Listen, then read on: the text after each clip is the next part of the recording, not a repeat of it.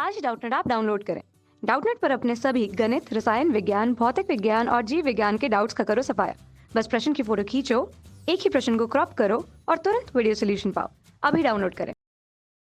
दोस्तों नमस्कार। हमें प्रश्न दिया गया है कि समांतर चतुर्भुज ABCD की भुजा AB को किसी बिंदु P तक बढ़ाया गया है। बिंदु A से CP के समांतर खींची गई रेखा CB के आगे बढ़ाए गए भाग को Q पर मिलती है और समांतर चतुर्भुज PBQR को पूरा करती है। तो सिद्ध कीजिए कि त्रिभुज ABCD का जो क्षमा कीजिएगा चतुर्भुज और जो कि समांतर चतुर्भुज है ABCD का क्षेत्रफल और समांतर चतुर्भुज BPRQ क्षेत्रफल बराबर है। दोस्तों यह एक चित्र है, हम इसे देख सकते हैं। इस चित्र में देखेंगे हम। अब दोस्तों ये जो स्थिति दी है, सबसे पहले ABCD एक समांतर चतुर्भुज है, ठीक है, और उस तत्पश्चात AB को P तक बढ़ाया गया है।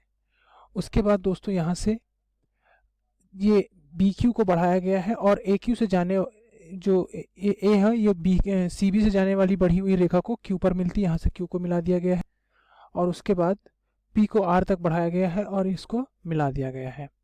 तो यह जो स्थिति दी जा रही थी उसकी तरह स्थिति हो गई है, ठीक है। अब दोस्तों हमें बस सिद्ध कर रहा है कि ये जो दो चतुर्भुज दिख रहे हैं हरे और लाल रंग में, इनके क्षेत्रफल समान है, मतलब चतुर्भुज ABCD का क्षेत्रफल चतुर्भुज PBQR के क्षेत्रफल के बराबर है, समान है। इसके लिए थोड़ी सी रचना कर लेते हैं दोस्तों। हम सर्वप्रथम A को C से मिला देते हैं और P को Q से मिला देते हैं। तो हमने ये दो रचनाएं कर ली, ठीक है। अब दोस्तों हम देखते हैं यहाँ से। सबसे पहले अगर हम देखें तो AC क्या है? AC क्या है दोस्तों? चतुर्भुज ABCD का विकर्ण है। तो AC एक चतुर्भुज ABCD का विकर्ण है। इस स्थिति में, और ये ABCD एक समांतर चतुर्भुज है, तो इस स्थिति में ये हम नहीं कह सकते कि इस चतुर्भुज को यह दो बराबर क्षेत्रफल में बांट रहा है, बिल्कुल कह सकते हैं। तो इसलिए हम कह सकते हैं कि जो चतुर्भुज ABCD का क्षेत्रफल होगा यह त्रिभुज ABC के क्षेत्रफल का 2 गुना होगा, बिल्कुल कह सकते हैं यहाँ। तो इसे लिख भी लेते हैं। तो हम क्या लिख सकते हैं? त्रिभुज ABC का क्षेत्रफल, तो क्षेत्रफल त्रिभुज ABC, इसका मान होगा जो चतुर्भुज ABCD है इसके क्षेत्रफल का आधा। तो चतुर्भुज ABCD के क्षेत्रफल का आधा, ये हमने लिख लिया। इसे हम समीकरण संख्या 1 मान लेते हैं। दोस्तों अब हम देखते हैं PBQR में। यह भी अगर हम देखें तो CB जो है ये बढ़ी हुई रूप है, PC इसके समांतर होगी, BP इसका बढ़ा हुआ रूप है और QR इसके समांतर होगी। तो इस तरह से जो समांतर चतुर्भुज बना है इसमें PQ क्या है? एक विकर्ण है।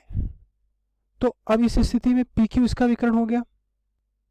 तो PQ जो है विकर्ण है चतुर्भुज PBQR का, ठीक है।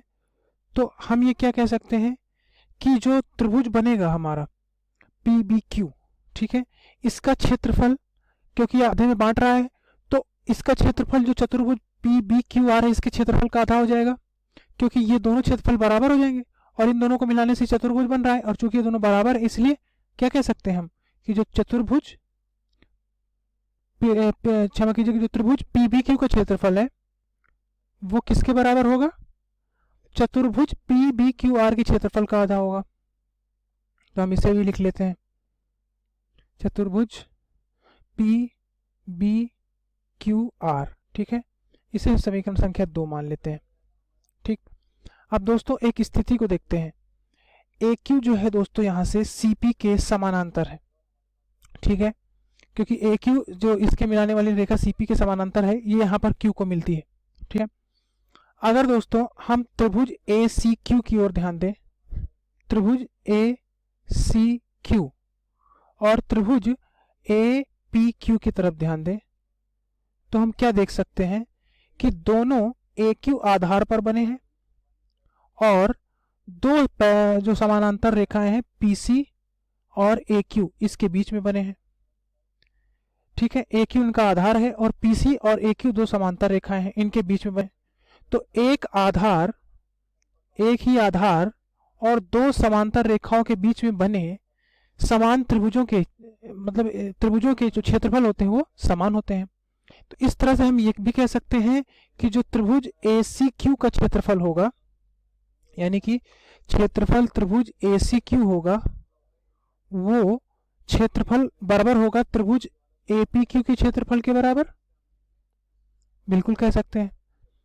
अब इन दोनों में हम देखें तो ABQ एक उभयनिष्ठ त्रिभुज है, क्योंकि ACQ को हम क्या लिख सकते हैं, इसको, इस क्षेत्रफल को अगर आप बांटें तो हम लिख सकते हैं क्षेत्रफल त्रिभुज ABQ धन क्षेत्रफल त्रिभुज AB, वहां से क्या मिलेगा हमें, ABC। तो लिख सकते हैं क्षेत्रफल त्रिभुज ABC। इसी तरीके से हम दोस्तों यहाँ पर क्या लिख सकते हैं, APQ के लिए इसके लिख सकते हैं क्षेत्रफल त्रिभुज ABQ और धन क्षेत्रफल त्रिभुज PBQ लिख सकते हैं, त्रिभुज APQ बिल्कुल लिख सकते हैं। अब इसमें ABQ और ABQ उभयनिष्ठ आ रहे हैं, ये दोनों निरस्त हो जाएंगे अगर बाएं पक्ष और दाएं पक्ष से। तो हम ये भी कह सकते हैं कि जो क्षेत्रफल है त्रिभुज ABC का, ये बराबर होगा क्षेत्रफल त्रिभुज PBQ के। ठीक है दोस्तों, क्यों, क्योंकि यहाँ पर दो क्षेत्रफल का योग था, अगर ये इनका इसका योग और इसका योग बराबर है और इसका योग बराबर है, तो मतलब कि उभयनिष्ठ, तो ये दोनों आपस में बराबर होंगे, तो हमने इन्हें बराबर कर दिया।